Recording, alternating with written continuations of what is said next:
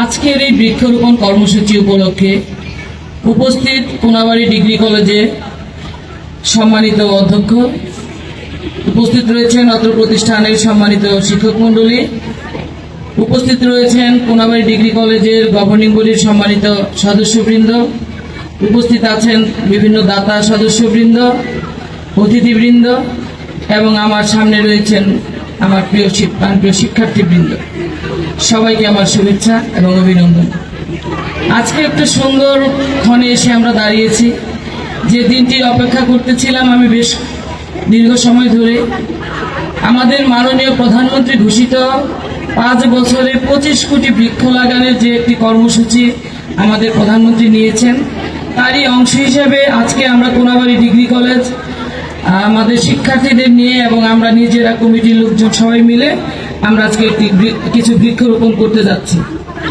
আসলে বৃক্ষরোপণ যেটা আমি এখন দেখতে পাচ্ছি যে বেশ আমাদের কোমলমতি ছাত্রছাত্রীদের অনেক আগ্রহ, কারণ সবার হাতে কিছু কিছু প্লেকার্ড দেখা যাচ্ছে যে গাছ লাগাই পরিবেশ বাঁচাই। আসলে সুন্দর এই যে তোমাদের একটি ধারণা, তোমরা যে ধারণাটি পেয়েছো, এটি আসলে আমাদের আগামীর জন্য একটি শুভ সংবাদ। যে অক্সিজেন আমাদের জন্য দরকার, যেটা ছাড়া আমরা বাঁচতে পারি না, এটা কিন্তু আমরা গাছ থেকেই পেয়ে থাকি। অতএব আমরা এই গাছগুলো আজকে রোপণ করব।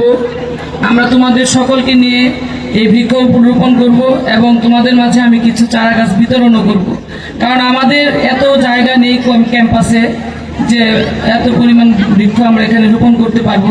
তবে যতটুকু জায়গা আছে এর ভিতরে যেভাবে লাগানো যায় সেভাবে আমরা এই বৃক্ষগুলিকে রোপণ করব।